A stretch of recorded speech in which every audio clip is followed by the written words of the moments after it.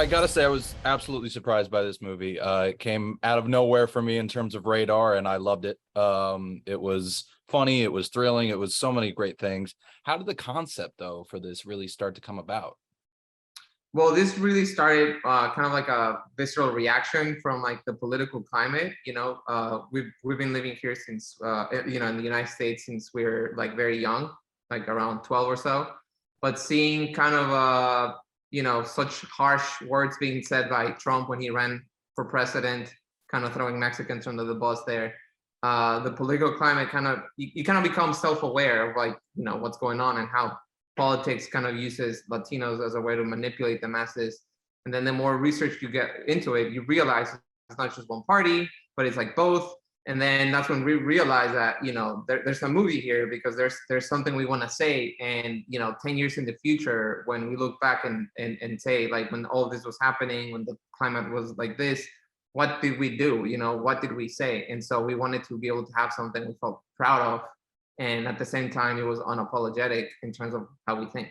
And also, watching the separation of families, at the border and all that stuff, it was tough for us. I think it was tough for everyone, and the issue of immigration. So we wanted to do something cool, something funny, but also that has a message. But we didn't want to be too preachy with it. We wanted to do something that it starts a conversation, but you also enjoy watching it. We feel like that is the best way sometimes to convey a message, especially to younger generations.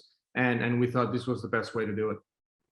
So with that said, I think the way the film opens is really powerful with the various news footage from everywhere that just is unsavory. With that said, was that always the intention when you were first putting together the script and the story to have that be the opening, or was it just sort of when you were starting to film everything that you kind of had that idea come to you?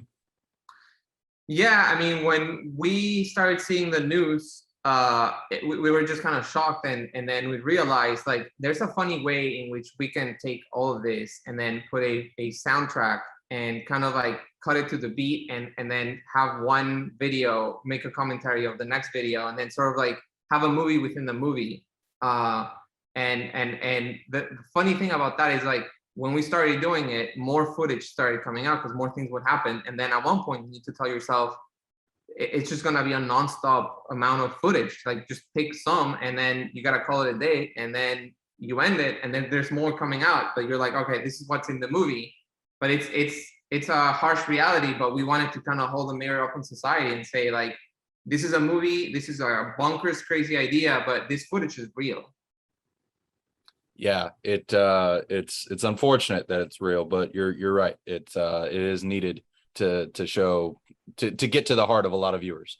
So with that said, then what was it like finding that right tone, that right balance of the horror thrills and that levity with your message? Yeah, I mean, I think that was something that it was challenging at first because we wanted to see, okay, how much horror, how much comedy, how much do you push, and that's what the idea when I talked about a lot. And I mean, when we were shooting, we try to have different options. We had certain scenes have more horror, and then do it again with comedy, and then have those options when it comes to the editing room because it's just trial and error. When you're shooting, when you're in that machine, then you just gotta go. You don't have that much time to really, let's try this, let's try that. I mean, you have a couple of takes, and then that's what you do, and then you finish in the editing room. So that was kind of like the balance. We had both options in certain scenes of okay, horror and comedy, and see how much we can balance it out in doing it. Yeah, definitely. There's other versions of this film as we were editing, and some skewed more towards like more horror, some other skewed towards more comedy. And at the end of the day, it was like there's no right or wrong answer. I guess it's more kind of like your gut feeling and what you what you want it to come out as when you're watching it. And you kind of just cook it and you hope for the best. But there's really, I mean, I wish there was a graph that you could point to and be like, all right, if you make a joke right here and then you have a scare jump right here. I mean, I would love for that to be the case, but that's just not the reality. Is you kind of have to feel the story and where it's appropriate to have horror and where to have comedy, because otherwise the issue is like comedy could undermine the terror, and then you're no longer scared, right? So it's a fine balance, but I think it's a fun one. It's a good challenge to have as a filmmaker, to figure that out. And there's nothing better but to enjoy what you're doing. And I feel like that was the only way to do a film like this. I mean, obviously you want to show the horror aspects of what we're trying to, the message we're trying to portray on the film, but also, you want to make it a little bit fun. So it's not that the subject matter is not that strong, so it's not. The crazier you go, the more, yeah, I feel like the crazier you go with it, the more commentary you can have. Yeah, definitely. I mean, we've seen so many filmmakers do that over the years. Jordan Peele of recent has done that with his work, and I think yours falls nicely in line with that. Yeah. One of the things I loved about this film too was its cast, in that it felt like it was a range of Latinx representation between Bea's character. I mean, I love that little bit of dialogue she has of, being too white, or in terms of skin color, but still having her heritage, and then Alan's character being half black, half Latin. So I mean, what was it? Was that always the intention when you were creating these characters, was to have that range, or did you find that came from casting and auditions? No, it was very deliberate in the sense that as filmmakers, we see a lot of the times Latinos kind of get pigeonholed into like cookie cutter stereotypes when they're portrayed in the media and movies. And so we wanted to make a movie that reflected the reality, which is we are not a monolithic culture. We come in all kinds of different flavors, sizes, colors, accents, and even within the community, there's colorism involved. So it's a very intricate conversation, and I'm glad you pointed out the whole character of Mika, portrayed by Bea, being white. Because when I brought this up in some meetings, like some people just couldn't get, like, okay, she's Latina, but she's white, and like, I don't get it. And so being able to just kind of like inject those little commentaries within the plot was very important for us, because it might fly over the head of some people, but other people are very receptive and they pick up on that. The same thing, like you said, Alan Maldonado being an Afro-Latino or a Black Latino, that was one of the lines that he like when they're being questioned by the police in that little montage, and he's asking like, am I here because I'm Black or I'm Latino? Like that was a line that wasn't on the script, that on the day he was like, hey, I think I should say this. And like that was amazing, because we cast him knowing who he is, but then him bringing his personal experience in that little moment means a lot to us, because I would never be able to come up with a line myself. It was his experience that allowed him to bring that to the set.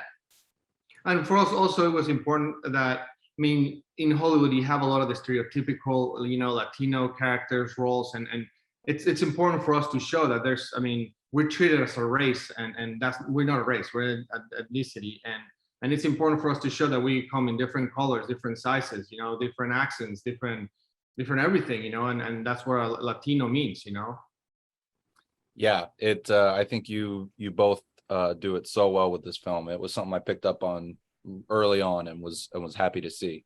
And looking at the cast, it's amazing to see Jenna Ortega just blowing up as the next Scream Queen of today.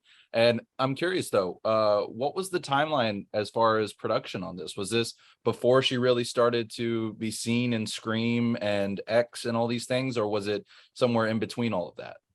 I mean, it was before X and Scream for sure. She was already in conversations with one of the films, but and I think she was also with like Babysitter. The Babysitter, yeah. So it was she was already a star in everyone's eyes, even talking to her agents, talking to her. I mean, she's so talented, and she's natural. I mean, she's really an amazing actress, and not only that, an amazing person, and it was so easy to work with her. She's always prepared, professional. I mean, she's a star, like you can tell that she's already big, but I think she's going to be huge. Yeah, I'm excited to see where she goes next. So it's been great seeing her popularity grow. Another thing I love about this film is its look. There's really quite a great style to it. It's fast paced. I love when Jorge spells out not his name, in interrogation.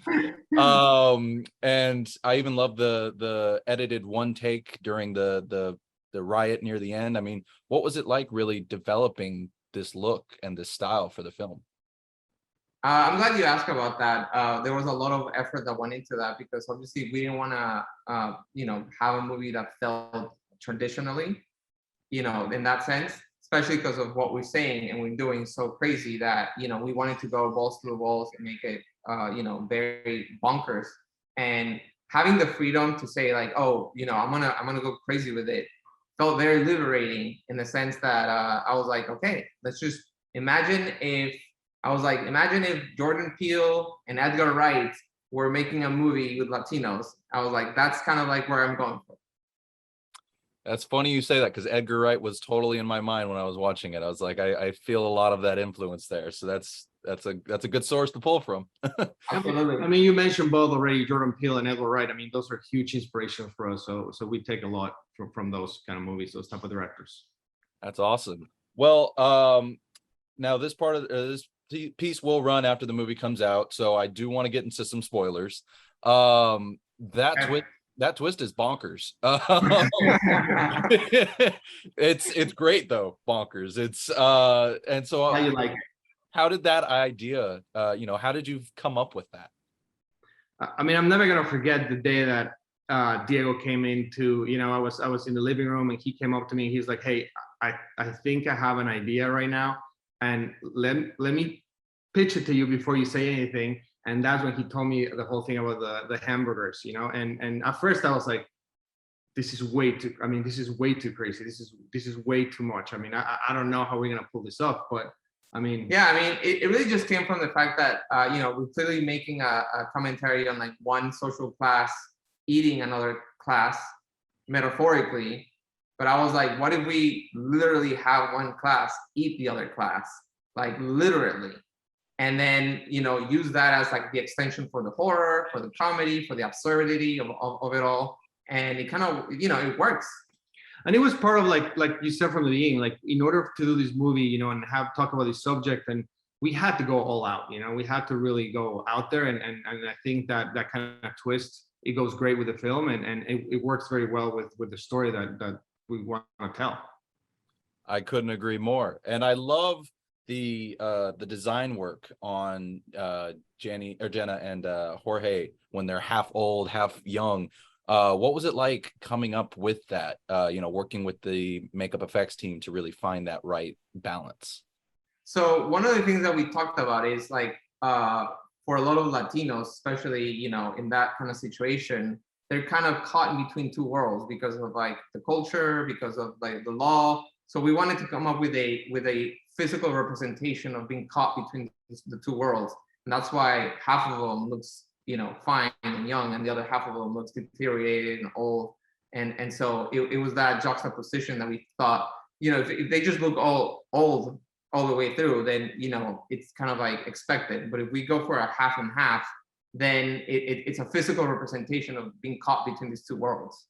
And also the transition of transforming to the old person, of course, in the movie. But going back to the beginning of your question of working with the prosthetics team and all that, I mean, we had a lot of tests, like I got the makeup done, Diego got the makeup done, and we at first thought, okay, this is gonna be easy, just like always. But no, I mean, even that little bit of makeup, I mean, it took the actors, 2.5 hours sitting on a chair to get the prosthetics right, because we wanted something that it would move with the face, like to look very realistic. And I mean, we worked a lot with it. We actually had to get molds from the actors, to start, some pieces and have them ready, because I mean, it was just very time consuming. It also helped them kind of like get into the performance, because if they would see themselves wearing the makeup, or you're acting with someone that has the makeup on, as opposed to relying on CGI later on, it allows you for the experience to be like right in front of you, Yeah, no, I couldn't agree. I think it came across really well on screen. For my final question before we go, the ending I was curious about. Was there a version of this film where Jenna and Jorge didn't laugh at Alan and they actually were dead at that moment? There's a version where they didn't make it out. and it was just the protagonist. But it was too sad to kill everyone. I was going for as many deaths as possible first, because we're like, horror, let's just kill everyone. But then you kind of love the characters as you're writing, and then you realize I don't want to kill them. And so there's previous versions where they don't make it out, but in that scene, I mean, Alan is someone that it's just so funny the whole time. He's just cracking jokes left and right. I mean, it's just you laugh, and a lot of the improvisation that he did, I mean, some of those lines were improvised, and he made everyone laugh. So I'm sure that it would have been tough to have Jenna and Jorge not laugh, because he makes you laugh no matter what. Well, I'm glad that they did make it out after all. And I can't wait to spread the word about this movie. I think people are going to really be moved by it. So thank you guys both so much for taking the time. Thank you so much. I appreciate it.